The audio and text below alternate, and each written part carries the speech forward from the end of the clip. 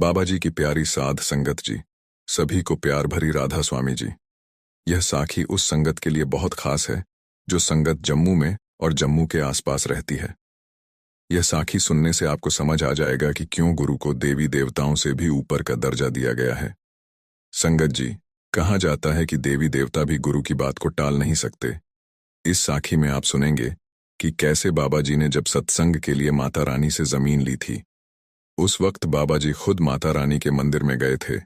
जिन लोगों ने जम्मू का सत्संग देखा हुआ है वह जानते ही होंगे कि जम्मू का सत्संग घर बाबा जी के कई बड़े सत्संग घरों में से एक है और वहां पर बाबा जी के कई सत्संग भी किए जाते हैं, जैसे दिल्ली और ब्यास में होते हैं। जो बात मैं आपको बताने जा रहा हूं वह बहुत साल पहले की बात है। तब बाबा जी का सत्संग छोटा सा हुआ करता था।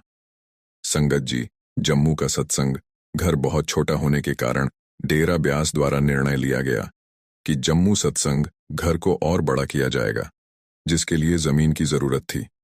बढ़ती संगत के कारण यह निर्णय लिया गया, क्योंकि सत्संग घर छोटा होने के कारण संगत को परेशानी का सामना करना पड़ता था। डेरा अथॉरिटी द्वारा एक जमीन जम्मू में देखी भी गई और पसंद आने पर उस जमीन को खरीद भी लिया गया। उसके बाद वहां जल्द से सत्संग घर बनाने का काम शुरू हो गया। देश के कोने कोने से कई सेवादार वहां सेवा करने के लिए आए।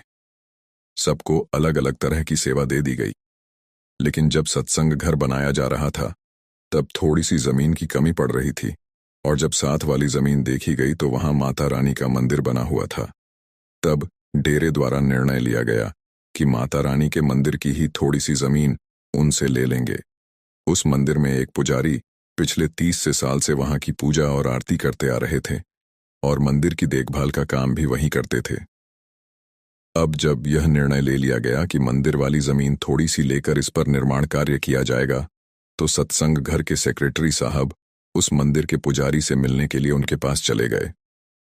तब सेक्रेटरी साहब ने पुजारी जी से बात की और उन्हें कहा कि हमें मंदिर की जमीन में से थोड़ी सी जमीन दे देंगे तो सत्संग घर बनाने में आसानी हो जाएगी। लेकिन मंदिर के पुजारी ने सेक्रेटरी साहब को साफ इनकार कर दिया और वह कहने लगे कि आप ऐसी बातें क्यों कर रहे हैं, मैं अपनी मां के मंदिर की जमीन ऐसे कैसे दे दूं।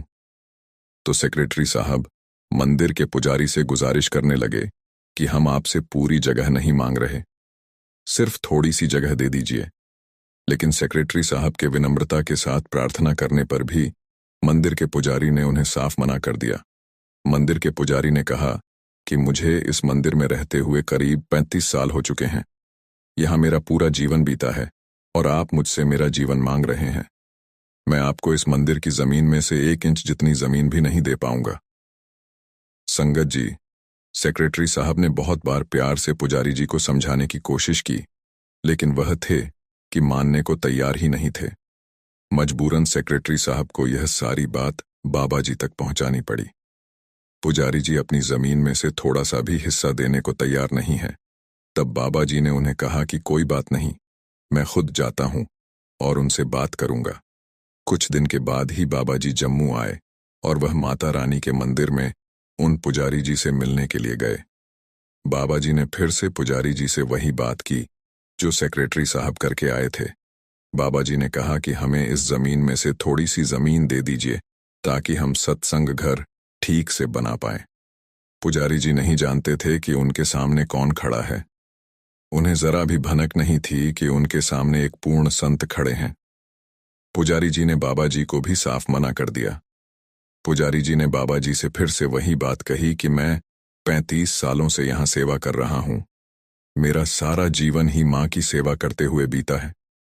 मैं यह जमीन किसी भी कीमत पर आपको नहीं दे सकता।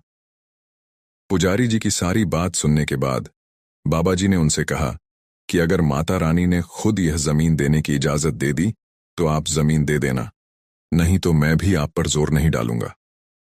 यह सुनकर पुजारी सोच में पड़ गया कि वह माता रानी से कैसे बात करेगा। पुजारी जी ने बाबा जी से कहा कि लेकिन माता रानी जवाब कैसे देंगी।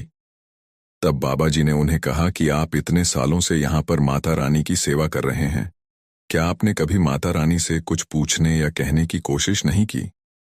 पुजारी जी ने कहा कि नहीं, मैंने ऐसी कोई कोशिश कभी भी नहीं की।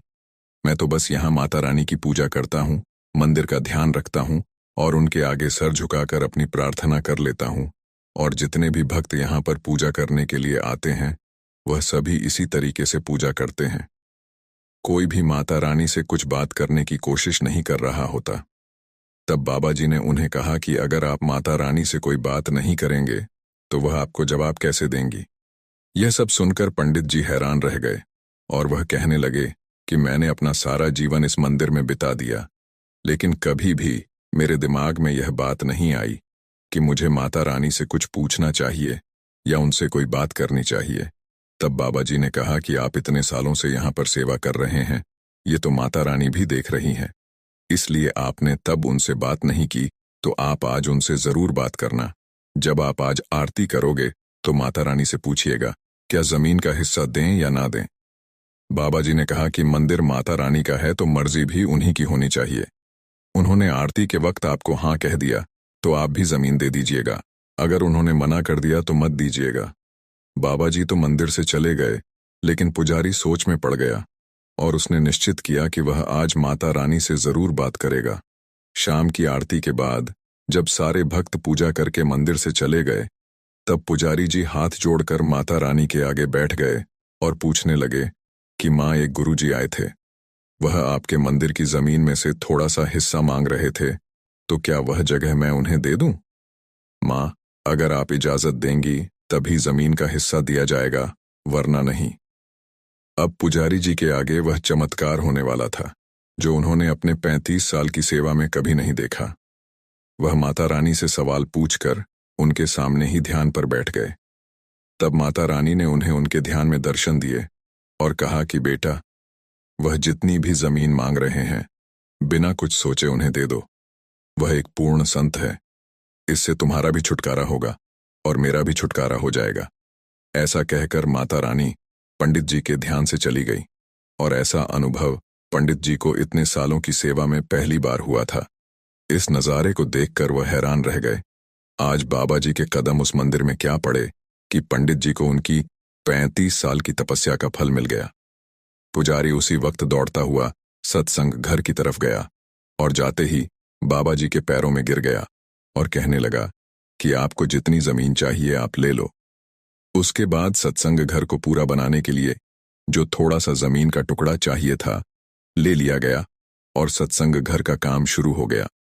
उसके बाद से वह पुजारी हमेशा मंदिर की पूजा के साथ साथ सत्संग घर में भी आकर सेवा करने लग पड़ा। संगत जी, पुजारी भी अब समझ चुका था कि जिस माँ की पूजा वह 35 साल से कर रहा है वह माँ एक पूर्ण गुरु की कितनी ज्यादा इज्जत करती है, और पूर्ण गुरु का कहा तो वह खुद भी नहीं टाल पाई। संगत जी, पूर्ण गुरु को पाने के लिए इंसान के साथ साथ देवी देवता भी तड़पते हैं। आज मैं आपको अपनी नानी की कही एक बात बताने जा रहा हूं। मेरी नानी को इस दुनिया से गए अभी 1 साल ही हुआ है। उन्होंने अपना पूरा जीवन डेरा ब्यास में सेवा करते हुए बिताया। उन्हें वहां पर टॉयलेट साफ करने की सेवा मिली हुई थी। उन्हें देखकर तो ऐसा लगता था जैसे उनका घर पर मन ही नहीं लगता। डेरे से सेवा का हुक्म बाद में आता था और उनका बैग पहले ही तैयार हो जाता था।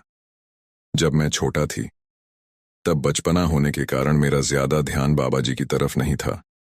उस वक्त मैं देवी देवताओं की तरफ ज्यादा आकर्षित था और उन्हीं की पूजा किया करता था।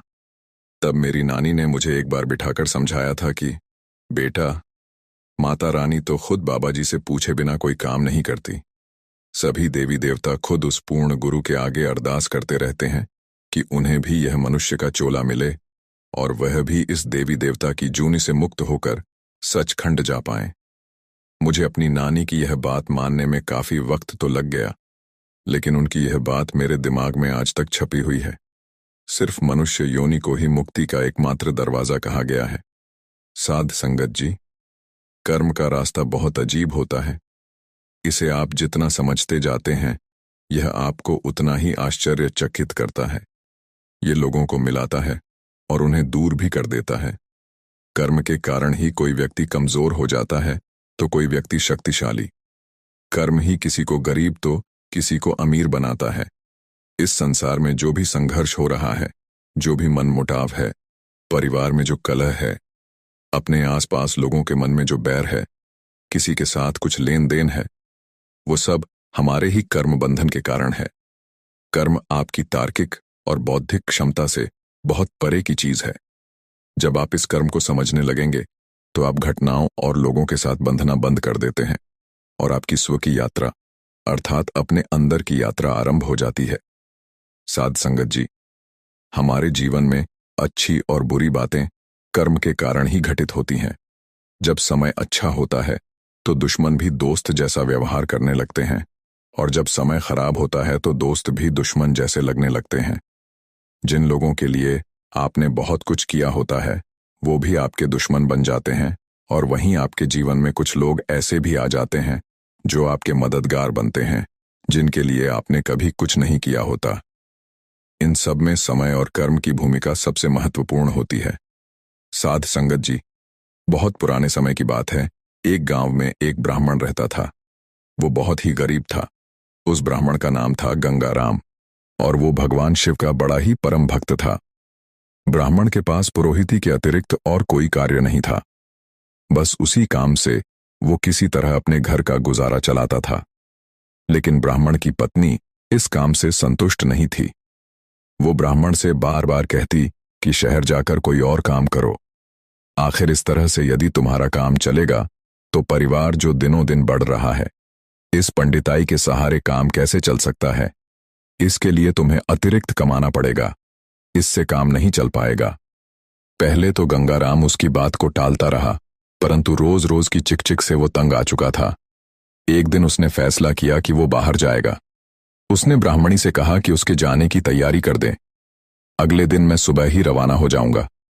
ब्राह्मणी ने उस ब्राह्मण के जितने भी कपड़े थे उनको धो डाला, लाठी, लोटा और डोरी तैयार करके दे दी। खाने के लिए 2 उबले हुए आलू और नमक पोटली में बांधकर रख दिए।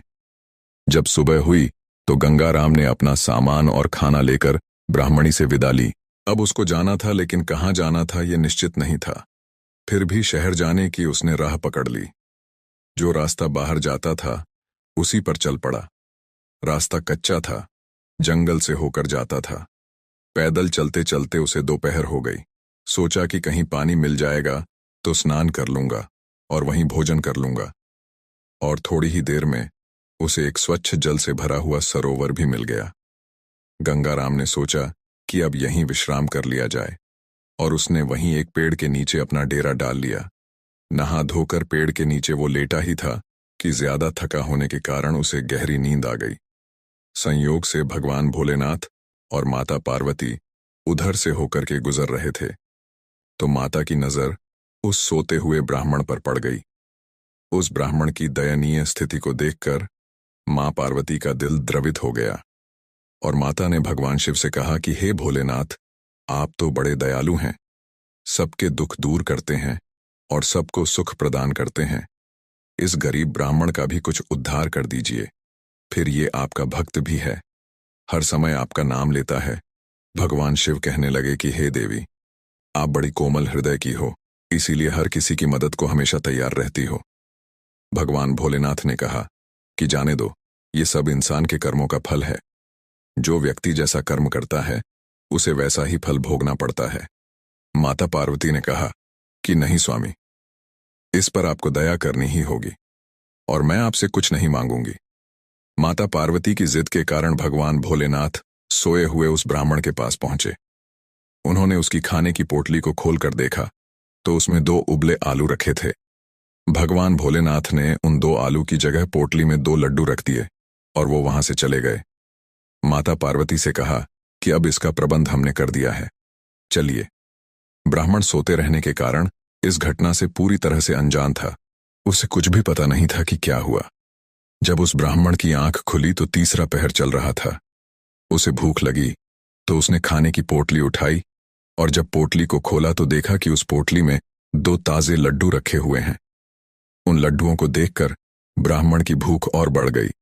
वो सोचने लगा कि किसी जजमान के घर से लड्डू आए होंगे। उसने जल्दी ही लड्डू उठाकर अपने मुंह में डाल लिए। उसको बड़ा आश्चर्य हुआ कि पोटली में से 2 लड्डू खाने से फिर से न जाने कहां से 2 लड्डू और आ गए। अब तक वो ऐसा करते करते 15-20 लड्डू खा चुका था, लेकिन उसकी पोटली में अभी भी कुछ लड्डू रखे हुए थे। उसने और सोचना बंद कर दिया। पोटली और सामान उठाकर वापस घर की ओर दौड़ पड़ा।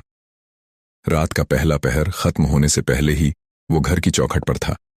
ब्राह्मणी ने उसे देखते ही भला बुरा कहना शुरू कर दिया। सत्यानाश हो तुम्हारा, कितना समझाकर घर से बाहर तुम्हें भेजा था, लेकिन वो भी तुमने नहीं किया। गंगाराम कहने लगा कि भाग्यवान अपनी ही कहती रहोगी कि कुछ मेरी भी सुनोगी। हमारे दुख के दिन अब दूर हो चुके हैं। मैं ऐसी चीज लेकर आया हूं कि देखकर तुम खुश हो जाओगी। ब्राह्मणी ने कहा कि दिखाओ, मैं भी तो देखूं ऐसी कौन सी चीज। कौन सा खजाना तुम्हारे हाथ लग गया है जो बिल्लियों की तरह उछल कूद कर रहे हो। ब्राह्मणी ने पानी दिया। पानी पीते ही उसने पोटली खोली। ब्राह्मणी कभी लड्डू देखती है तो कभी गंगाराम को। आखिर ये क्या पहेली है। ब्राह्मण ने खुशी से कहा कि लो, लड्डू खाओ। ब्राह्मणी ने उन लड्डुओं को उठाया और खाकर देखा तो उसे बहुत ही स्वादिष्ट लगे। क्या कहना था उन लड्डुओं का। उसने जीवन में कभी ऐसे लड्डू नहीं खाए थे। एक के बाद एक ऐसे करके वो कई लड्डुओं को खा गई। लेकिन पोटली में लड्डू खत्म नहीं होते थे।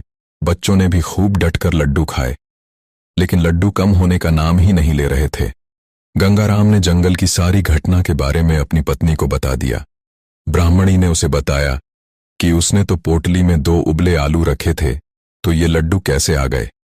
भोलेनाथ की अनुकंपा समझकर बात समाप्त हो गई। अब गंगाराम ने पत्नी की सलाह से घर के बाहर गंगाराम हलवाई के स्पेशल लड्डू का बोर्ड टांग दिया। गांव से 1-2 दिन ऑर्डर आए तो उसने तुरंत पूरे कर दिए। जो भी गंगाराम के लड्डू खाता वो तारीफ किए बिना नहीं रह पाता, क्योंकि ऐसे स्वादिष्ट लड्डू उन लोगों ने भी कभी नहीं खाए, क्योंकि उन लड्डुओं में भगवान भोलेनाथ का हाथ लग चुका था। इसलिए वो इतने स्वादिष्ट थे। गंगाराम ने अपनी पोटली को अंदर रखा था और इस राज्य को छुपाए रखा था। फिर भी गांव वाले बड़े हैरान थे, क्योंकि गंगाराम को किसी ने भी लड्डू बनाते नहीं देखा, और न ही उसके घर या दुकान से किसी तरह का धुआं उठता है, और न ही वो कुछ सामान खरीद कर लाता है। अब उसकी आर्थिक स्थिति धीरे धीरे अच्छी होने लगी। उसने अच्छा सा एक मकान बनवा लिया, कहीं आने जाने के लिए घोड़ी भी रख ली। पत्नी को कई गहने बनवा दिए। उसकी पत्नी सोने चांदी के जेवर से लग चुकी थी। पत्नी की सलाह पर उसने राजा के दरबार में भी आना जाना शुरू कर दिया था। लेकिन जब आदमी बड़ा बन जाता है तो उसके दुश्मन भी कई बन जाते हैं। गांव में जो लोग उसकी तरक्की से जलते थे, वो लोग राज दरबार तक उसकी चुगली करने पहुंच गए।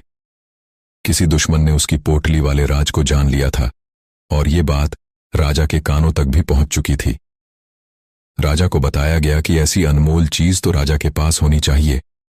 एक तुच्छ ब्राह्मण से इसका क्या लेना देना। राजा ने सोचा, उसका इतना बड़ा महल है, रोज भंडारे चलते हैं, बड़ी बड़ी सेनाएं हैं, ये लड्डू की पोटली तो राजा की रसोई में होनी चाहिए। इस ब्राह्मण के पास लड्डू की पोटली का क्या काम।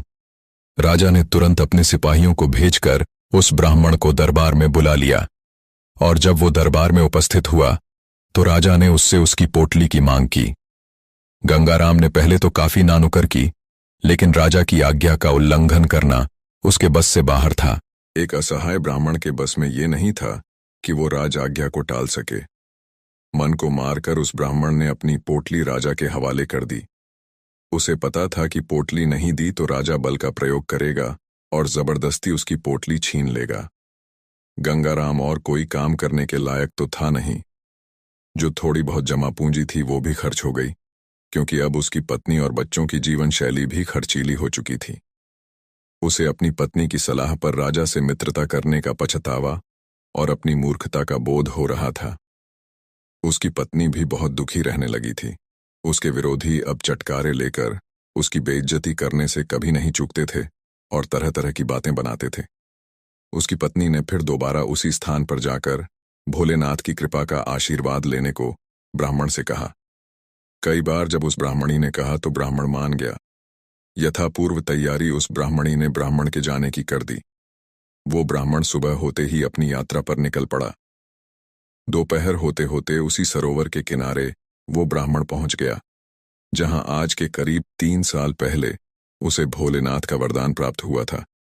वो पेड़ की छाया में लेट गया। शीघ्र ही थकान के कारण उसे गहरी नींद आ गई।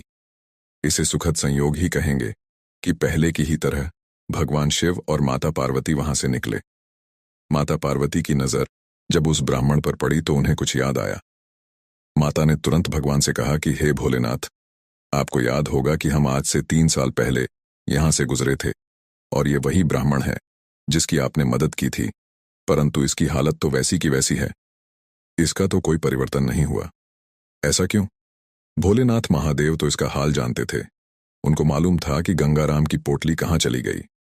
भगवान भोलेनाथ तो सर्वस्व ज्ञानी है, अंतर्यामी है, वे सब जानते हैं।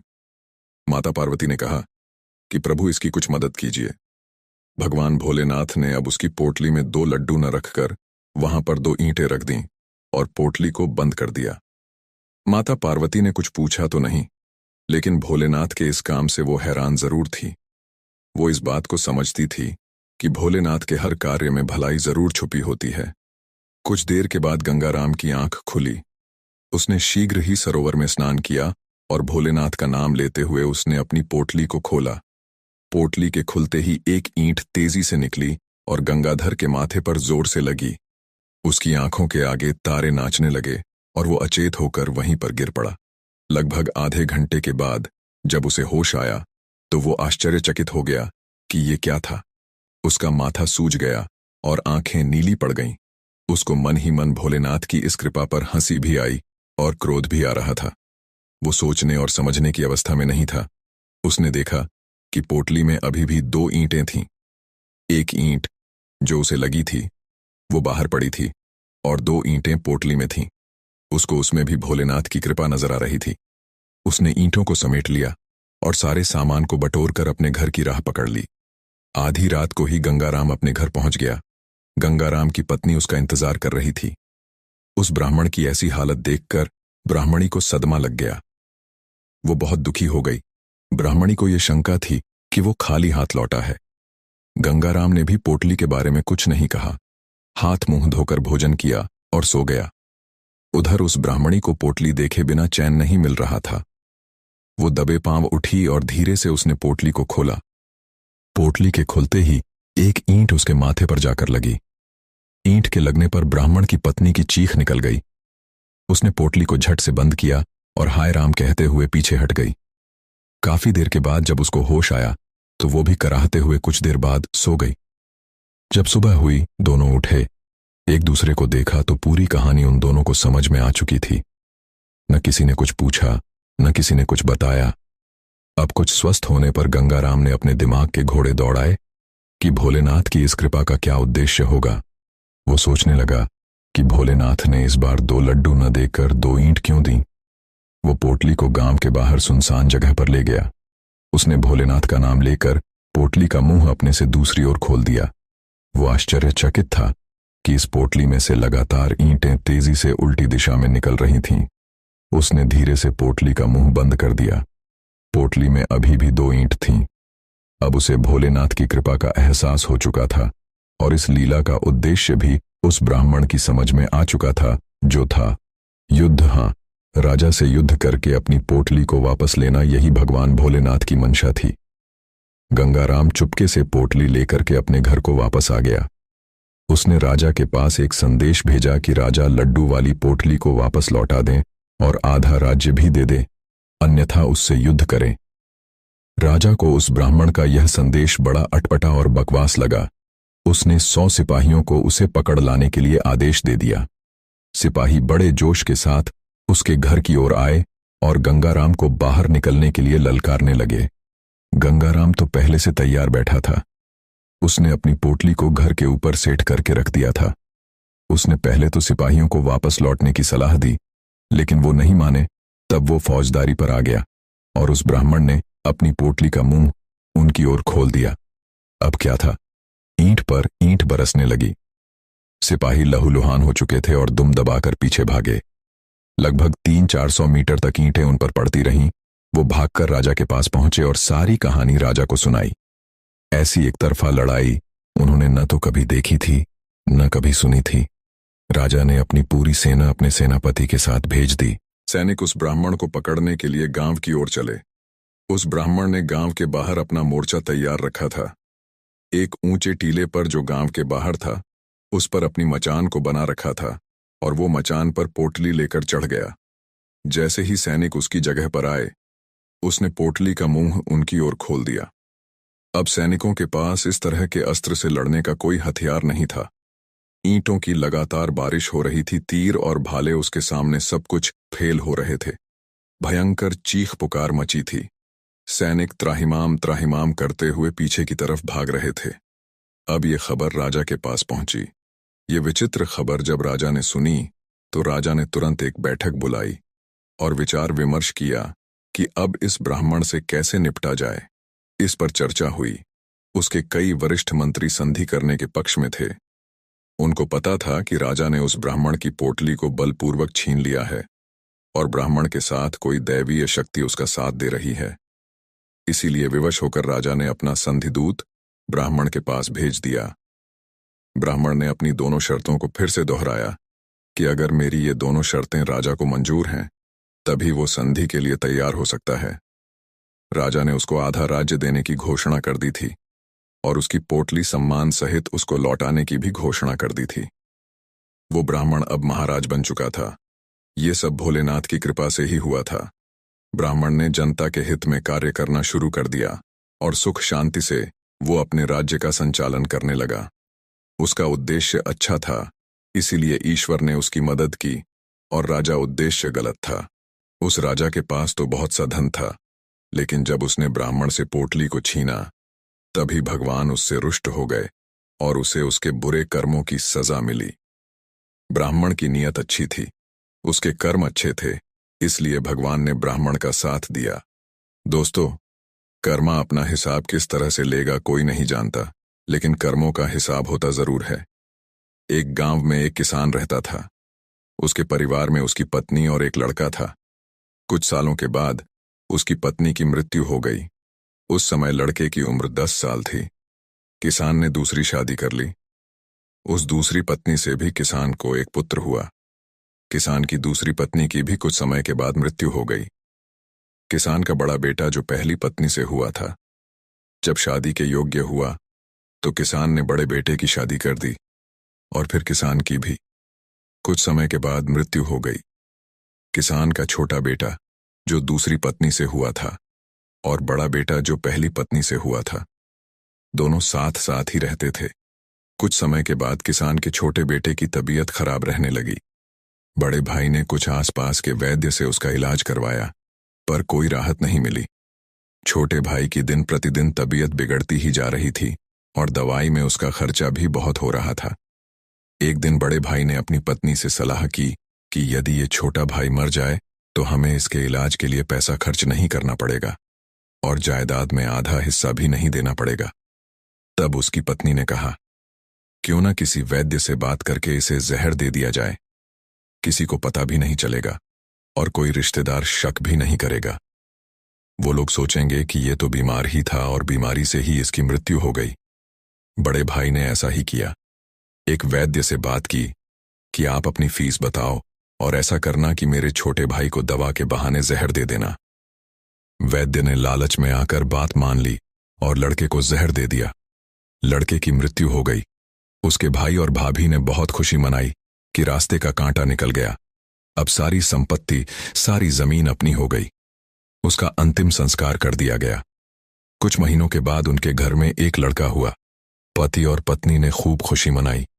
बड़े ही लाड़ प्यार से लड़के की परवरिश की। कुछ ही वर्षों में वो लड़का जवान हो गया। उन्होंने अपने लड़के की भी शादी कर दी। शादी के कुछ समय के बाद वो लड़का अचानक बीमार रहने लगा। माँ बाप ने बहुत से वैद्य से उसका इलाज करवाया। जिसने जितना पैसा मांगा उसे दिया ताकि वो लड़का ठीक हो जाए। अपने लड़के के इलाज में अपनी आधी संपत्ति तक बेचकर लगा दी, पर लड़का बीमारी के कारण मरने की कगार पर आ गया। उसका शरीर इतना ज्यादा कमजोर हो गया था कि अस्थि पंजर ही शेष रह गए। एक दिन लड़के का पिता उसके पास बैठा अपने पुत्र की दयनीय हालत देखकर दुखी हो रहा था और उसी की ओर ही देख रहा था। तभी वो लड़का अपने पिता से बोला कि भाई, अपना सारा हिसाब तो हो गया, बस अब कफन और लकड़ी का हिसाब बाकी है, अब उसकी तैयारी कर लो। ये सुनकर उसके पिता ने सोचा कि लड़के का दिमाग काम नहीं कर रहा है, बीमारी के कारण ये विक्षिप्त सा हो गया है। उसने कहा, बेटा मैं तेरा बाप हूं, भाई नहीं। तब लड़का बोला, मैं आपका वही भाई हूं जिसे आपने जहर देकर मारा था, जिस संपत्ति के लिए आपने मुझे मरवाया था।